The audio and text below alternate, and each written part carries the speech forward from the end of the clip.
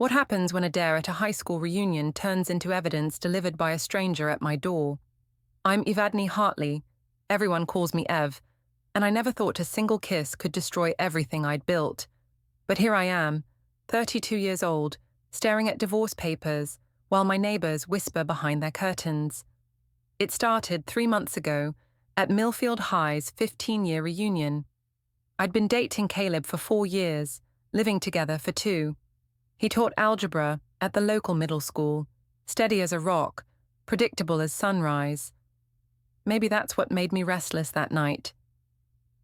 The reunion committee had rented the old gymnasium, stringing up fairy lights and setting up a cash bar in the corner where the wrestling mats used to be stored. I'd spent 2 hours getting ready, black dress that hugged my curves, red lipstick that made my teeth look whiter, hair curled just right.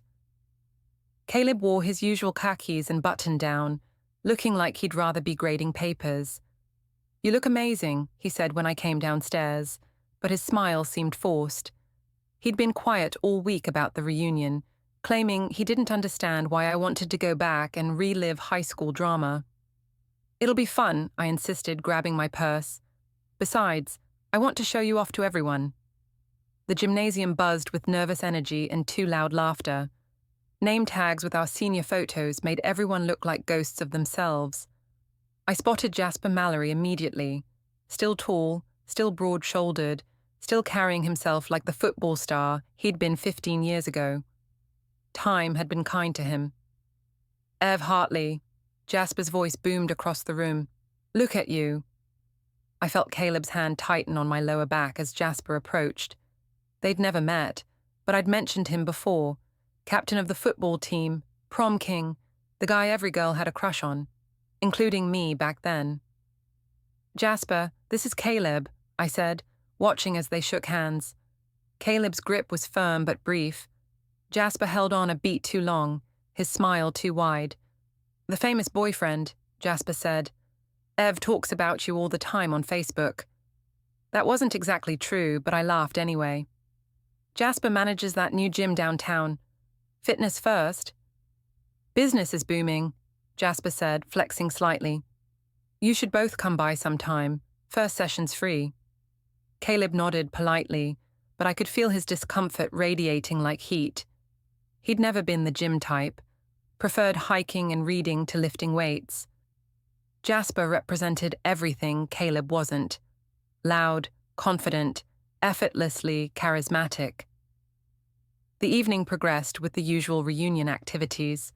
We mingled with old classmates, compared career notes, and pretended everyone had turned out exactly as expected.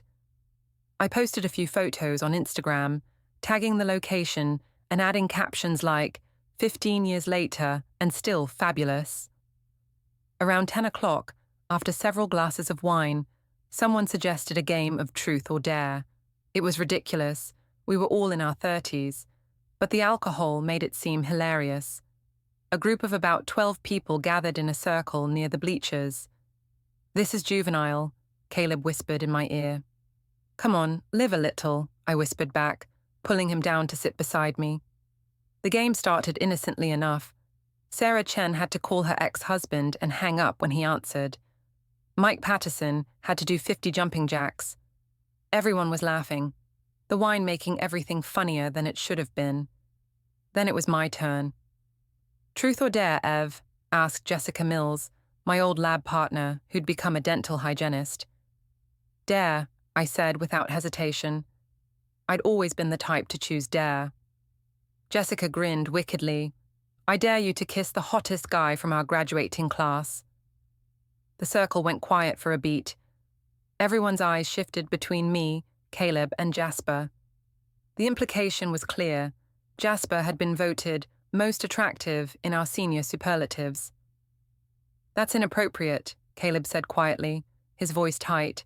"Oh, come on," I laughed, the wine making me bold. "It's just a game." "Ev," Caleb's hand found my wrist. "Don't." But the circle was watching, waiting. I could see the expectation in their faces, the same hunger for drama that had fueled high school gossip.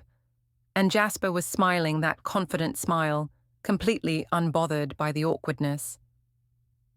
"It's just a dare," I said, standing up. "Don't be so serious, Caleb." I walked across the circle to where Jasper sat. He stood to meet me, his hand settling on my waist, like it was the most natural thing in the world.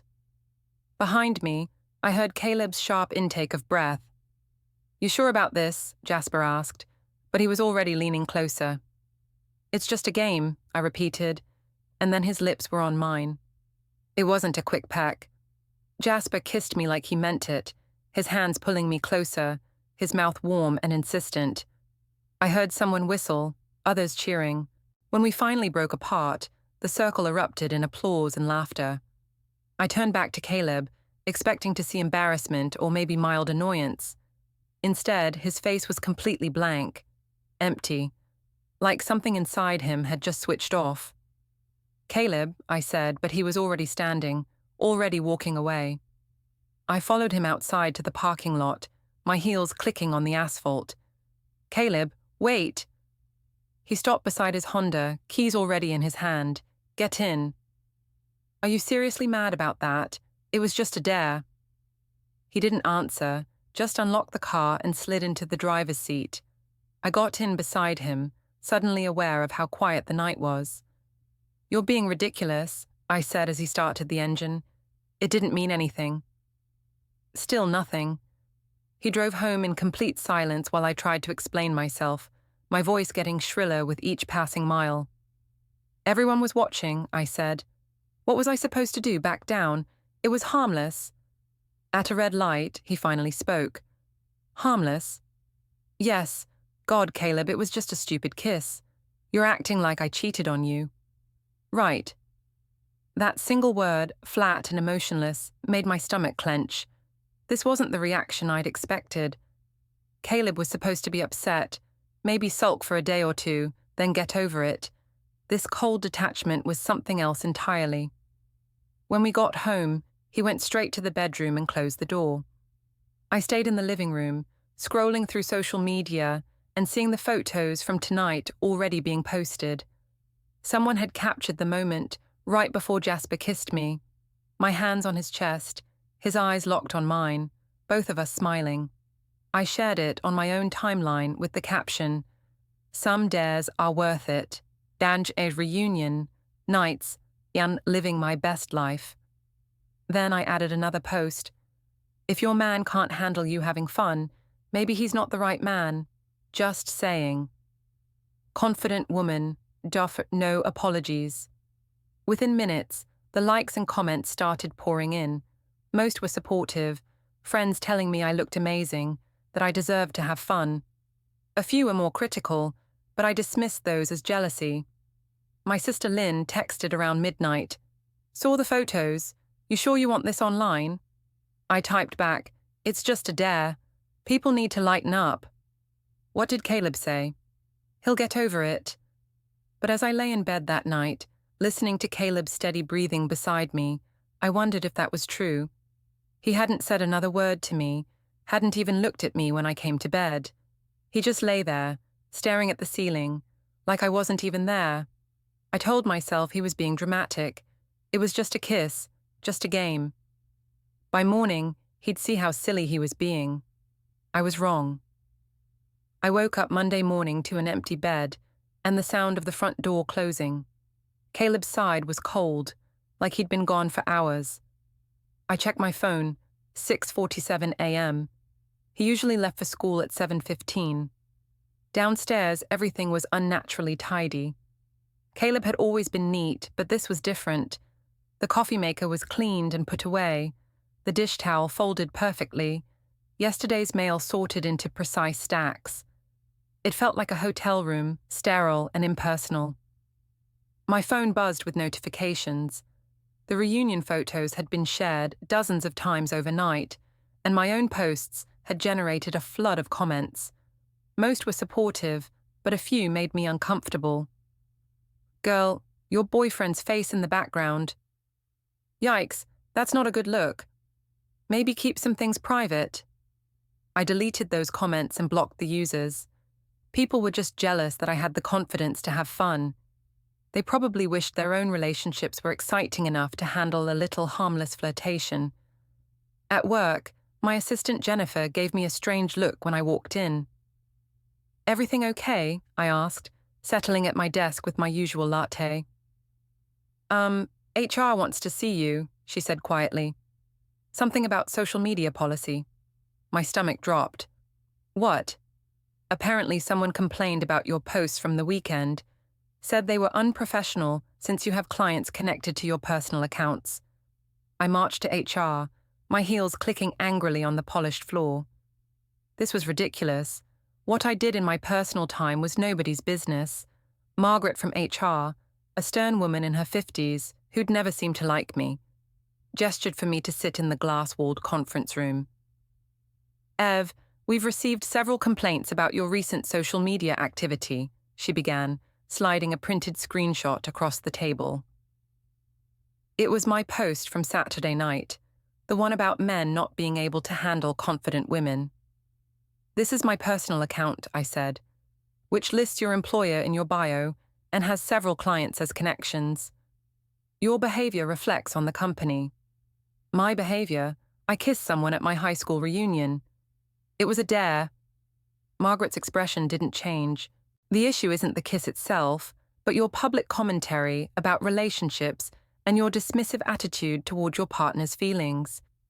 Several clients have expressed concern about working with someone who displays such poor judgment." "Poor judgment?" My voice was rising.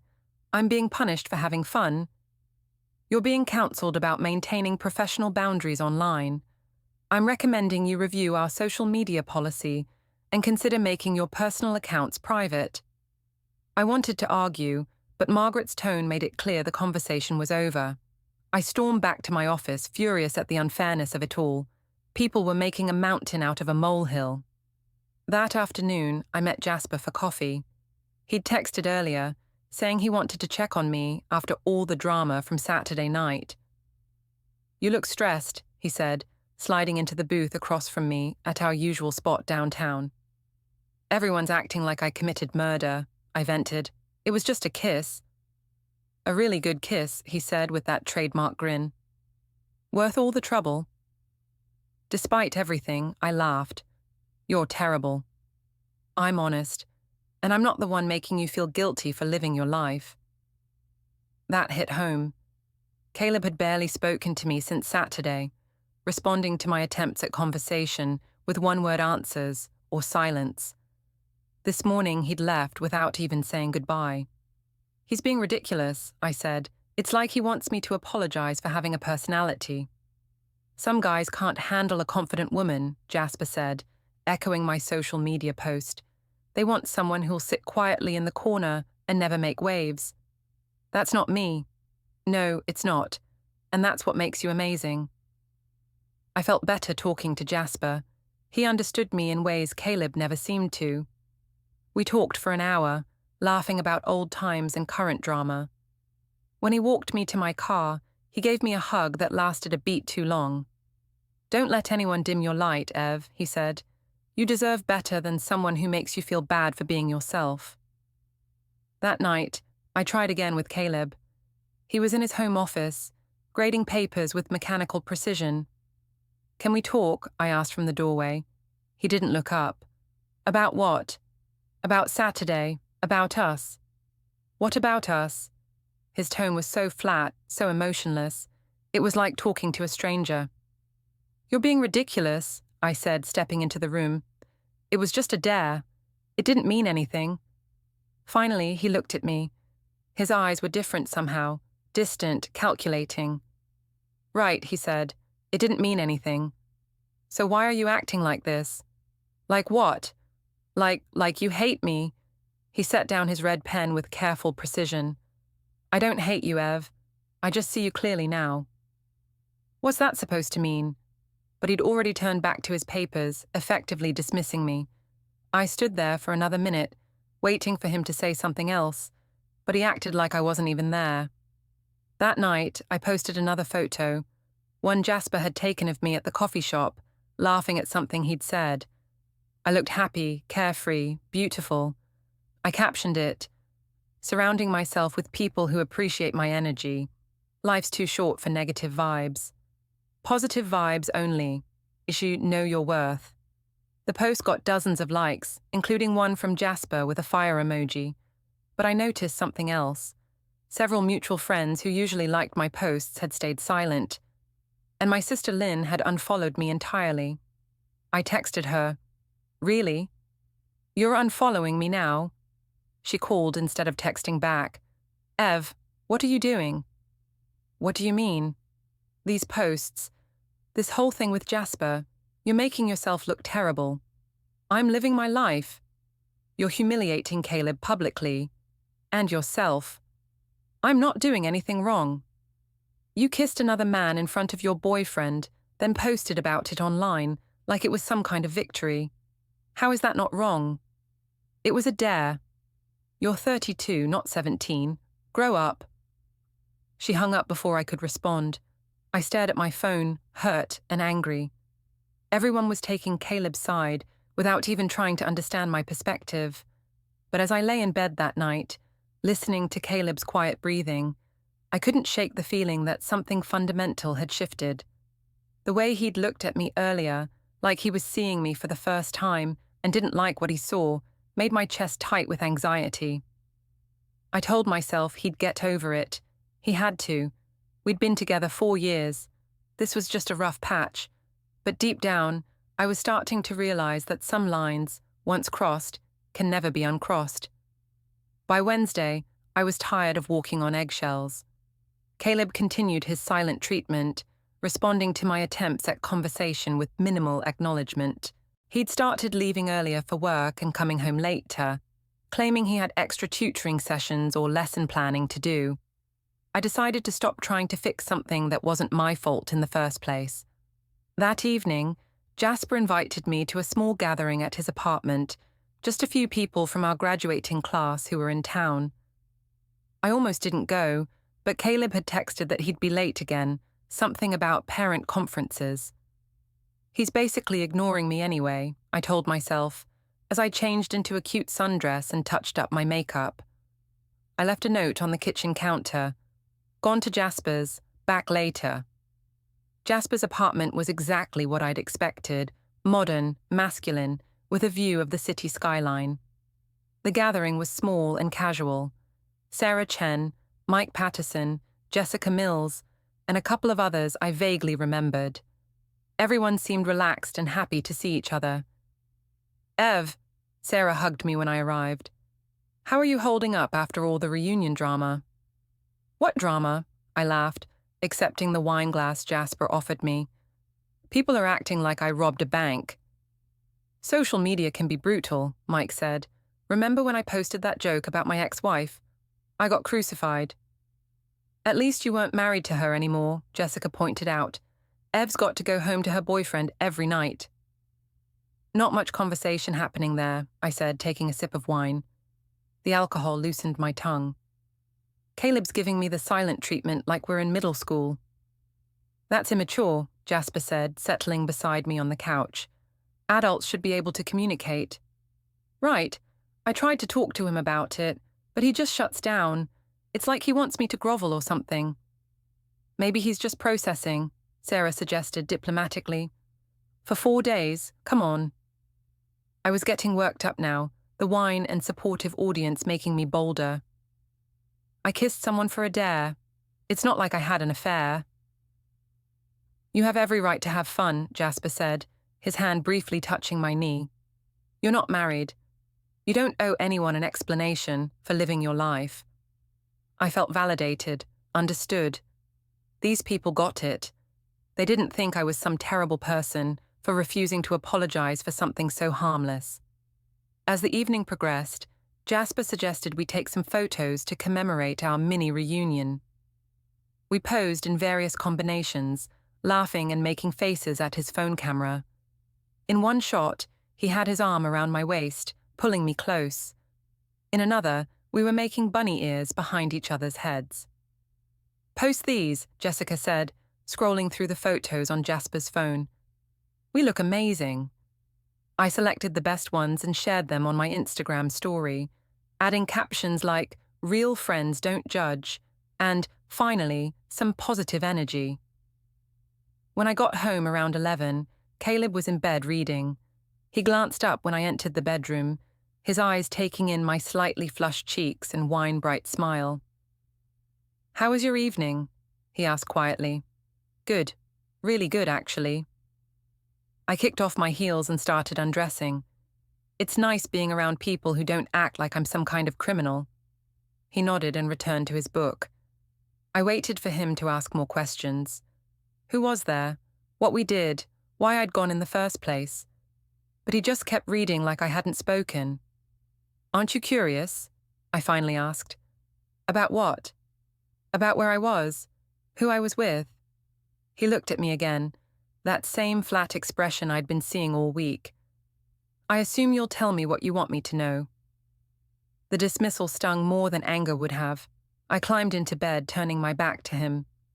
"For the record," I said into the darkness, "I was at Jasper's apartment with a bunch of people from high school. We had drinks and talked and took some photos. Nothing scandalous. Nothing worth this ridiculous silent treatment." "Okay." That single word, delivered with complete indifference, made my chest tight with frustration. I wanted him to care, to react, to fight with me. This cold detachment was worse than yelling. The next morning, I woke to find Caleb already gone again. But this time, I noticed something different. The bathroom was organized differently, his toiletries moved to one side, mine to the other. Small things, but deliberate. At work, I threw myself into my projects, determined to prove that I wasn't distracted by personal drama. But Margaret from HR stopped by my office around lunch. "Ev, I need to speak with you again." My heart sank. "What now?" In the conference room, she showed me printed screenshots of my Instagram stories from the night before. "These were posted after our conversation about maintaining professional boundaries," she said. "Those are just photos with friends. Photos with the same man from your previous posts, accompanied by commentary about people judging you and needing positive energy. Several clients have expressed continued concern. This is harassment. This is a consequence of your choices. I'm placing a formal reprimand in your file and requiring you to attend a workshop on professional conduct." I left the meeting furious and humiliated. This was all Caleb's fault somehow. If he'd just been supportive instead of sulking, none of this would be happening. That afternoon, I called my mother. "Darling, you sound upset," Roxana said in her dramatic way. "What's wrong?"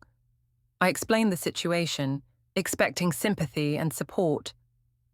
My mother had never been Caleb's biggest fan anyway. She thought he was too serious, too boring for someone with my personality. "Well, of course you're not wrong," she said immediately. "Men can be so insecure. Remember when your father got jealous of that dance instructor I took lessons from? Same thing." "Right. It was just a dare. You're a beautiful, vibrant woman. If Caleb can't appreciate that, maybe it's time to reconsider the relationship." The suggestion hung in the air between us. I hadn't consciously thought about leaving Caleb, but my mother's words planted a seed. "I'm not ready to give up yet," I said. "Of course not, but don't let anyone dim your light, sweetheart. You deserve better than someone who makes you feel guilty for being yourself." After hanging up, I felt better.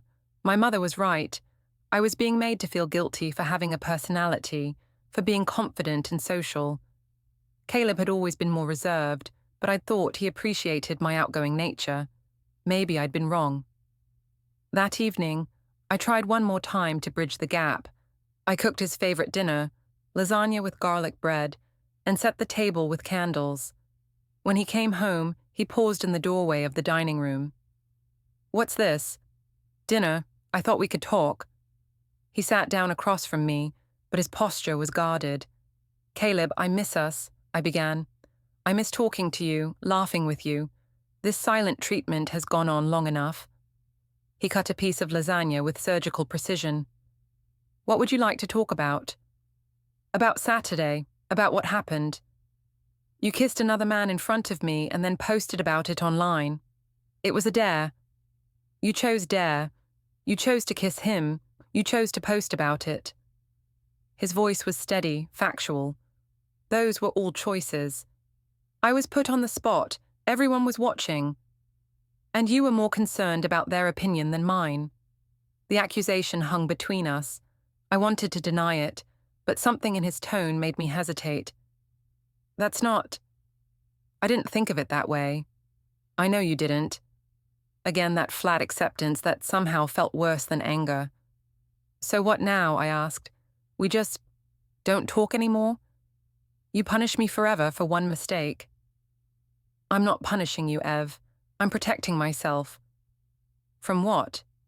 From someone who thinks so little of me that she'd humiliate me publicly and then act like I'm unreasonable for being hurt. The words hit like a slap. I never said I thought little of you. You said I was replaceable if I couldn't handle it. My blood went cold. When did I say that? He pulled out his phone and showed me my own Facebook post from Saturday night. There it was, in my own words. If your man can't handle you having fun, maybe he's not the right man. I'd forgotten about that post, written in the heat of the moment when I was frustrated with his reaction. I was upset, I said weakly. You were honest. He stood up, leaving his barely touched dinner on the table. Thank you for cooking, he said politely. I'm going to grade papers. I sat alone at the candlelit table, my appetite gone, staring at the evidence of my own words glowing on his phone screen. For the first time, I wondered if I'd made a mistake that couldn't be undone. Over the next 2 weeks, I watched Caleb transform into someone I didn't recognize. Gone was the warm, if quiet man I'd fallen in love with. In his place was someone methodical, distant, and eerily calm. He'd started keeping different hours, leaving before I woke up, returning after I'd gone to bed. When our paths did cross, he was polite but detached, like I was a roommate he barely knew. I tried to convince myself this was just a phase, that he needed time to process. But small things kept bothering me.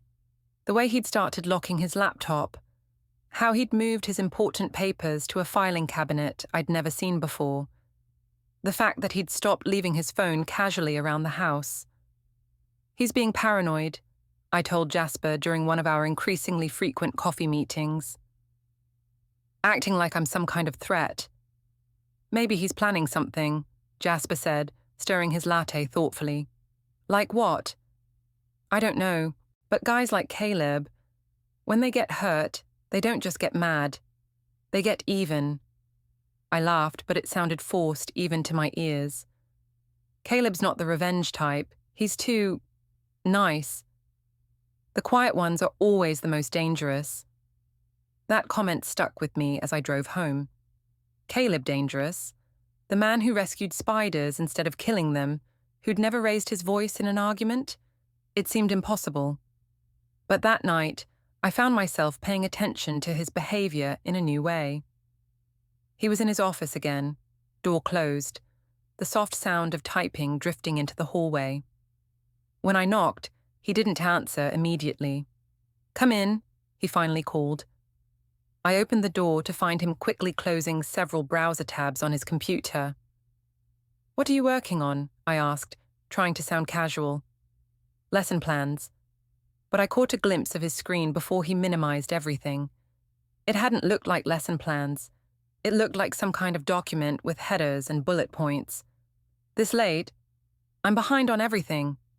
He turned to face me, his expression neutral. Did you need something?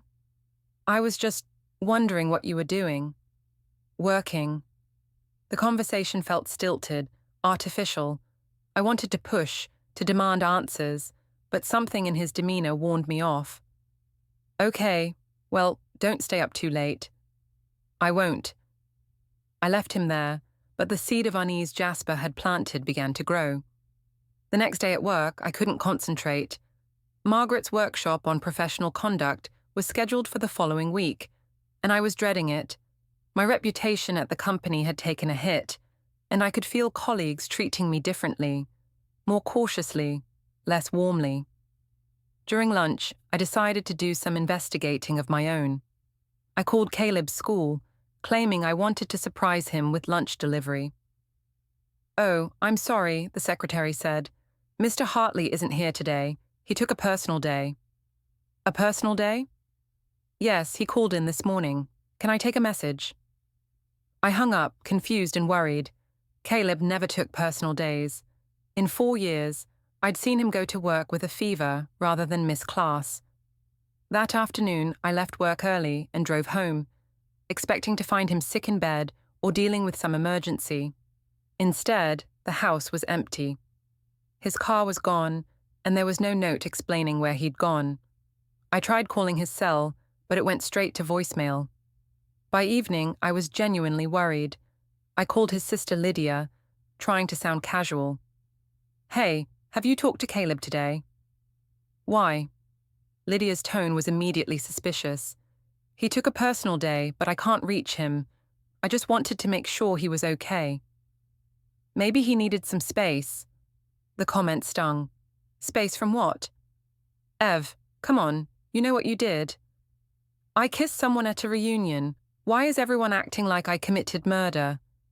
"Because you humiliated him publicly and then acted like he was wrong for being hurt." "That's not—" "I saw your posts.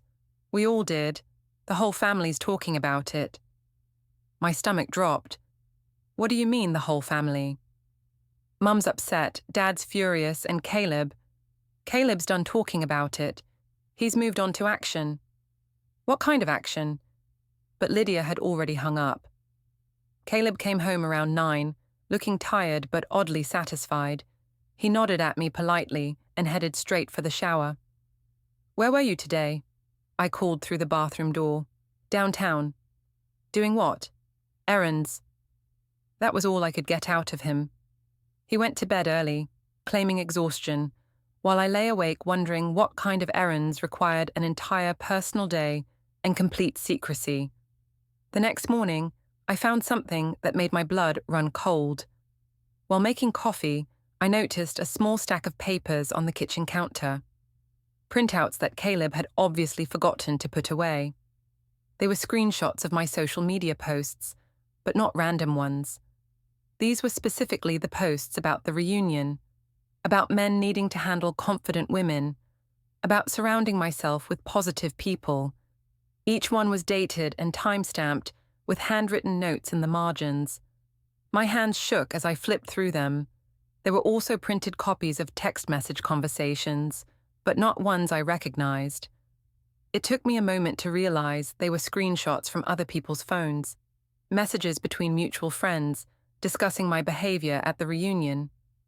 "Did you see Ev's posts? So embarrassing." I felt bad for Caleb. He looked devastated. "She's having some kind of midlife crisis." "Jasper's loving the attention, though." The last comment made my chest tight.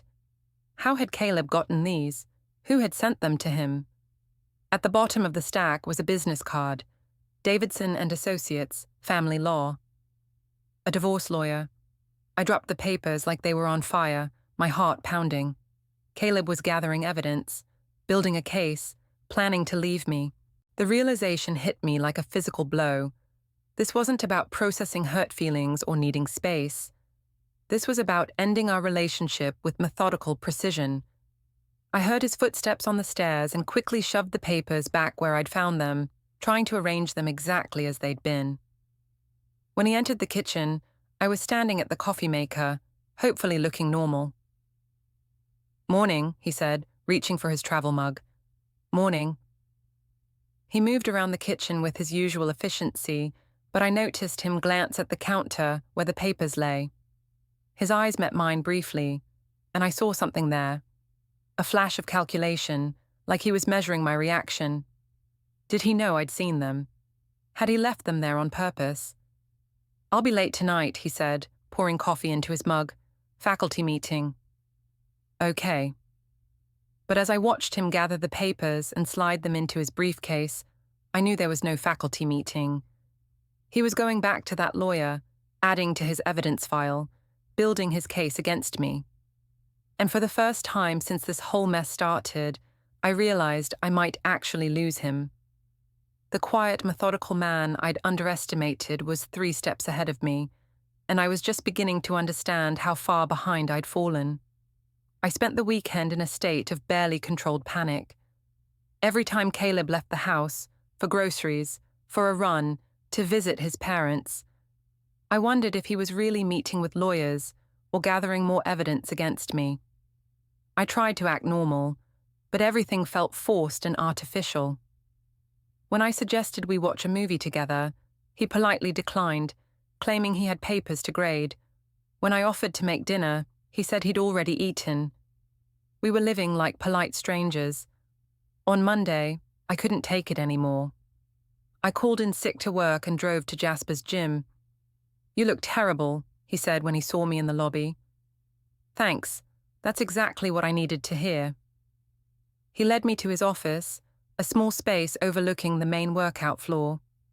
Through the glass, I could see people running on treadmills and lifting weights, their lives seemingly uncomplicated by the kind of drama consuming mine. "What's going on?" Jasper asked, settling behind his desk. I told him about the papers, the lawyer's business card, Caleb's mysterious absences. Jasper listened without interrupting, his expression growing more serious with each detail. "Sounds like he's building a case," he said, when I finished. "But for what? We're not married. We don't own property together. What could he possibly need a lawyer for?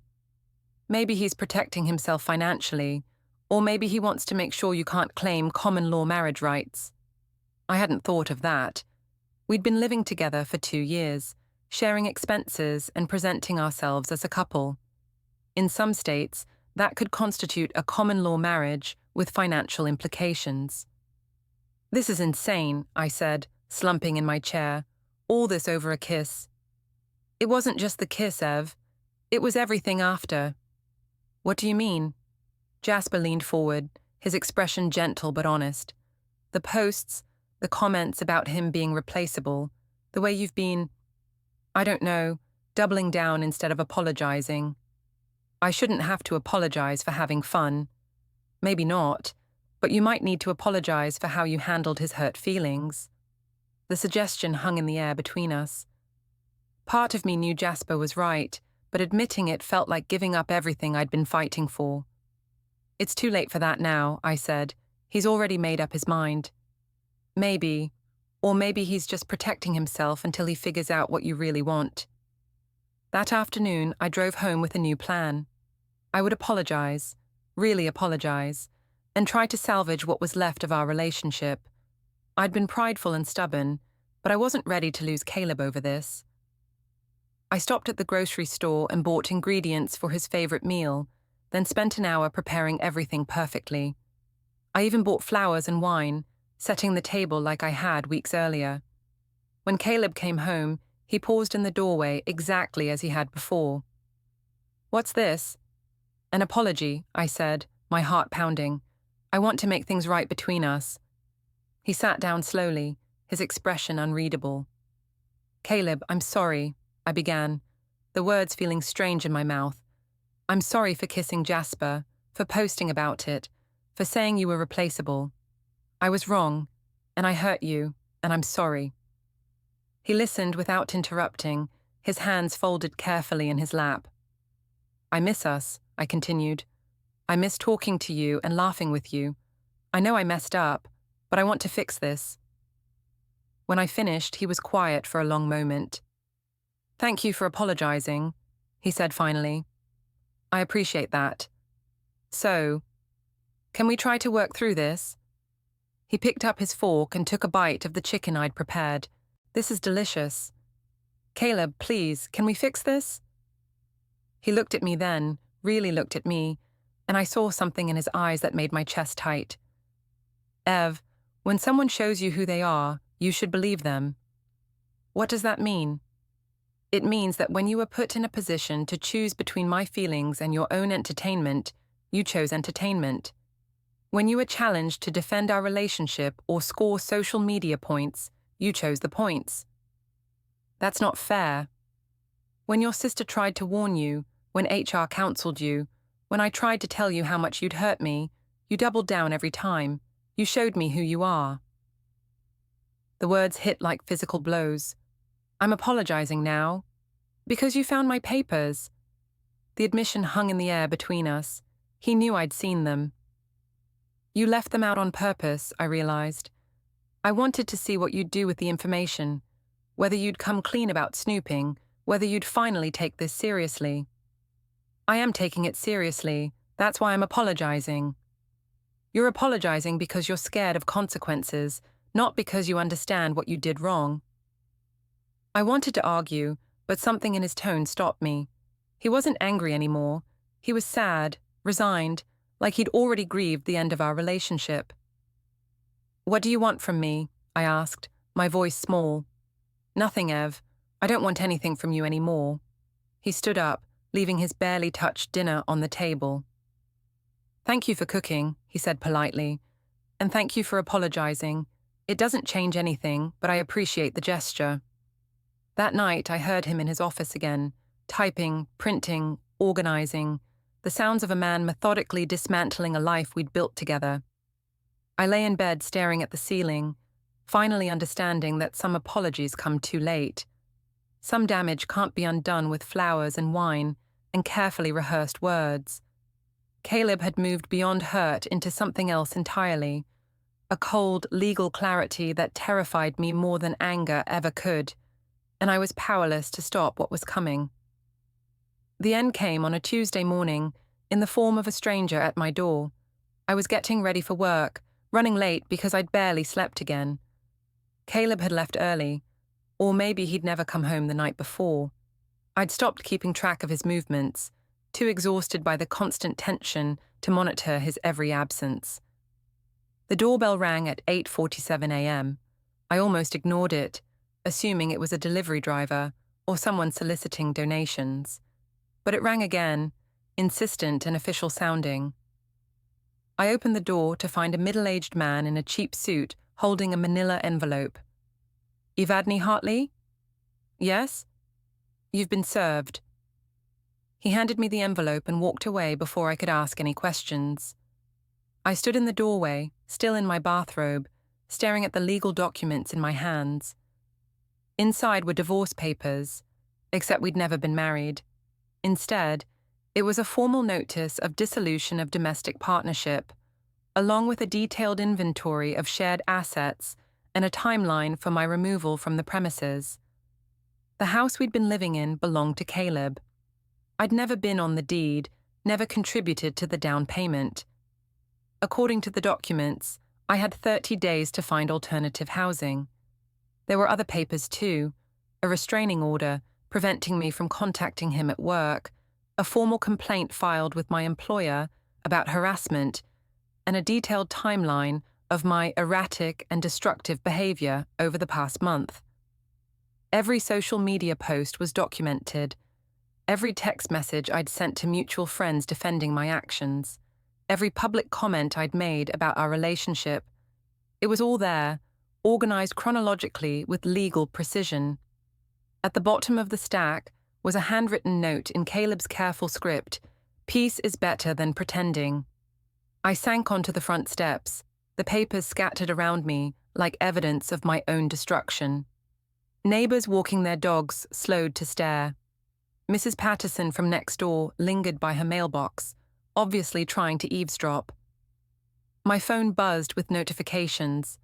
Someone had already posted about the process server on social media, a photo of me in my bathrobe, looking shocked and disheveled, with the caption, "Guess the reunion drama finally caught up with her." Within minutes, the story was everywhere. My phone exploded with messages from friends, family, and co-workers. Most were shocked, some were sympathetic, but a few were cruelly satisfied. "Saw the news. Karma's a bitch. Maybe next time don't humiliate your man publicly. Caleb deserves better. Good for him." I tried calling him, but his number went straight to an automated message saying it had been disconnected. I drove to his school, but security turned me away at the front desk. Apparently, the restraining order was already in effect. In desperation, I went to his parents' house. Eleanor answered the door, her face a mask of polite regret. I'm sorry, Ev, but Caleb asked us not to speak with you. Please, I just need to talk to him, to explain. There's nothing left to explain, dear. He's made his decision. Where is he? He's safe. That's all you need to know. She closed the door gently but firmly, leaving me standing on the porch where I'd shared dozens of family dinners and holiday celebrations. At work, Margaret from HR was waiting in my office. We need to talk, she said, her expression grimmer than usual. In the conference room, Margaret slid a formal complaint across the table. Caleb's report, complete with screenshots and timestamps, messages sent from my work computer, posts made during business hours, a neat